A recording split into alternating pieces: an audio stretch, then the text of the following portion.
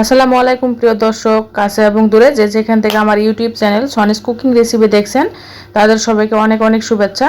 আজকে আমার রেসিপিতে নিয়ে চলে এসেছি আলু পনির রান্না। আলু পনির রান্নাটা দেখতে যেমন লোভনীয়, খেতেও দুর্দান্ত এবং পুষ্টিগুণে ভরপুর। আশা রাখবো এই রান্নাটি দেখার পর আপনাদের কাছে অনেক ভালো লাগবে। চলুন রান্নাটা করে নেই। রান্নাটা করার আগে মশলার একটা পেস্ট বানিয়ে নেব। তার জন্য দিয়ে দিচ্ছি আদা কুচি, রসুনের কোয়া, 2টা কাঁচামরিচ, টমেটো কাটা, পেঁয়াজ কুচি, জিরা এবং ধনিয়া গুঁড়া, স্বাদ মতো লাল মরিচের গুঁড়া, হাফ চামচ হলুদ গুঁড়া, আর দিয়ে দিচ্ছি ভেঙে যাওয়া একটু পনির, আরও দিয়ে দিচ্ছি দেশি বাদাম। আপনারা চাইলে কাজু বাদাম দিলে আরও সুন্দর টেস্ট আসবে, কাজু বাদাম দিতে পারেন। এটা এখন চলুন ব্লেন্ডারে ব্লেন্ড করে পেস্ট করে নিয়ে আসি। নিরামিষ পনির রান্না করার জন্য পেস্ট তৈরি করা হয়ে গিয়েছে। চলুন এখন রান্না করা দেখায়। রান্নাটা ঘিতে করলে দারুণ হয়, ঘিটা যেন পুড়ে না যায় সেজন্য 2 চামচের মতো তেল দিয়ে দিচ্ছি, 1.5 চামচের মতো ঘি। এখানে আমি পনির দিয়েছি, পনিরটা আগে থেকেই নুন আর হলুদ দিয়ে মেখে রেখেছিলাম, সেটা দিয়ে দিচ্ছি। অবশ্যই খেয়াল রাখতে হবে পনিরটা কিন্তু একদম বেশি ভেজে নেওয়া যাবে, বেশি ভেজে নেবে পনিরটা শক্ত হয়ে যাবে, সেজন্য হালকা করে ভেজে নিতে হবে। সবগুলো পনির ভালো করে উল্টে পাল্টে ভেজে নিচ্ছি। এক সাইড হয়ে গিয়েছে, আরেক সাইড উল্টিয়ে দিচ্ছি। সবগুলো পনির সুন্দর করে আমার ভেজে নেওয়া হয়ে গেছে। এখন এগুলো উঠিয়ে দিচ্ছি। এখন দিয়ে দিচ্ছি নুন আর হলুদ দিয়ে মেখে নেওয়া আলুগুলো এখন ভালো করে ভেজে নেব। এভাবে ঢাকনা দিয়ে যদি আলুটা আমি ভেজে নিই, তাহলে আলুর যে এক্সট্রা পানিটা আছে সেটা দিয়ে ভিতর থেকে আলুটা সিদ্ধ হয়ে যাবে এবং তেলটা দিয়ে আলুটা ভাজা ভাজা হয়ে যাবে। সেই জন্য একটু কিছুক্ষণের জন্য ঢাকনা দিয়ে আলুটা সুন্দরভাবে ভেজে নিব। একবারের মতো আলুগুলো উল্টিয়ে পাল্টিয়ে দিচ্ছি। এখন ঢাকনাটা উঠায় দেখি। প্রিয় দর্শক, আলুগুলোনের কালার দেখে বুঝতে পারছেন যে আলুগুলো ভেজে নেওয়া হয়ে গেছে। এর থেকে আর বেশি করে ভেজে নিব না। এখন আলুগুলো উঠাই নিচ্ছি, আর একটু তেল অ্যাড করছি।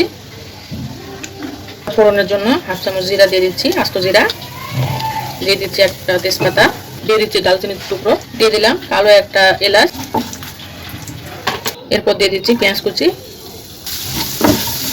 পেঁয়াজটা ব্রাউন করে ভেজে নেওয়া হয়ে গিয়েছে। এখন দিয়ে দেবো ওই যে ব্লেন্ডারে ব্লেন্ড করে রাখা যে পেস্টটা করে রেখেছিলাম সেটা, আর দিয়ে দিচ্ছি স্বাদ মতো নুন।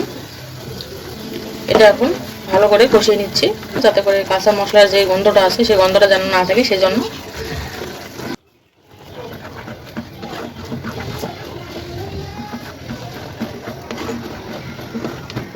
গ্রেভিটার উপর দিয়ে তেল বের হয়েছে, মশলাটা আমার কষে নেওয়া হয়ে গিয়েছে।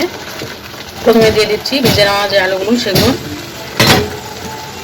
ভেজে নেওয়া আলুটা প্রথমে এই জন্য দিলাম, ভেজে নেওয়ার পরেও কিন্তু ভিতরটা সহজে সিদ্ধ হতে চায় না, যাতে করে সহজে সিদ্ধ হয়ে যায় সেজন্য আলুটা একটু দিয়ে দিলাম। দেওয়ার পর আমি এটা খুব বেশি না 2 মিনিটের মতো ঢাকনা দিয়ে রাখবো, যেন আলুর ভিতরটা সুন্দরভাবে সিদ্ধ হয়।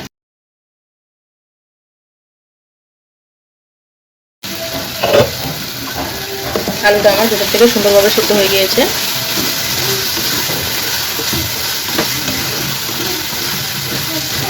এখানে আমি এখন দিয়ে দিচ্ছি গরম পানি। আলু পনির রান্নার স্বাদ বাড়ানোর জন্য দিয়ে দিচ্ছি স্বাদ অনুযায়ী চিনি। যে যেরকম মিষ্টি খেতে পছন্দ করেন সে সেরকম দিবেন। সুন্দর করে বলক আসা পর্যন্ত ঢাকনা দিয়ে দিলাম। সুন্দরভাবে বলক চলে এসেছে। রান্নার গ্রেভিটা কিন্তু খুব একটা বেশি রাখবো না, মাখা মাখা করে রাখবো, খুব বেশি কিন্তু ঝোল রাখা যাবে না। এরপর দিয়ে দিচ্ছি ভেজে রাখা যে পনির সেগুলো। আর অবশ্যই রান্না শেষে কিন্তু আরেকবার নুনটা চেক করে দেখবেন। পনিরটা দেওয়ার পর দিয়ে দিচ্ছি আরও 1 চামচ ঘি। শেষে দিয়ে দিচ্ছি গরম মশলার গুঁড়া হাফ চামচ। রান্নার শেষে কিন্তু অবশ্যই গরম মশলার গুঁড়াটা দেওয়ার চেষ্টা করবেন, দিলে কিন্তু রান্নার টেস্টটা অনেক সুন্দর আসে এবং ঘ্রাণটা অনেক সুন্দর হয়। এটা আমি এখন জাস্ট 2 মিনিটের জন্য ঢাকনা দিয়ে দিচ্ছি। 2 মিনিট পর আমার রান্নাটা শেষ হয়ে যাবে। মাশাআল্লাহ, অনেক সুন্দর হয়েছে পনির রান্নাটা। এখন এরকমই গ্রেভিতে রাখবো, কারণ রান্নাটা যখন ঠান্ডা হয়ে যাবে তখন পনির ঝোলটাকে টেনে নেবে। তো এই অবস্থাতে আমি চুলাটাকে বন্ধ করে দিলাম। প্রিয় দর্শক, দেখলেন কত সহজভাবে এই পনির রান্নাটা আপনাদের কাছে শেয়ার করলাম। মাশাআল্লাহ, এই পনির রান্নার রেসিপিটা স্বাদটা কিন্তু অতুলনীয় হয়েছে। অবশ্যই আমার এই রেসিপিটা দেখে একবার হলো বাসায় রান্না করার চেষ্টা করবেন, দেখবেন ইনশাআল্লাহ নিরাশ হবেন না। এই রান্নাটা যদি আপনাদের কাছে একটু হলেও ভালো লেগে থাকে তাহলে অবশ্যই লাইক কমেন্ট শেয়ার করবেন এবং আমার চ্যানেলটি যদি সাবস্ক্রাইব করা না থাকে তাহলে অবশ্যই সাবস্ক্রাইব করে আমার এই ছোট্ট চ্যানেলের পাশেই থাকবেন। সবাই ভালো থাকবেন, সুস্থ থাকবেন। এই পর্যন্তই, আবারও দেখা হবে নেক্সট রান্নার ভিডিওতে। আল্লাহ হাফেজ।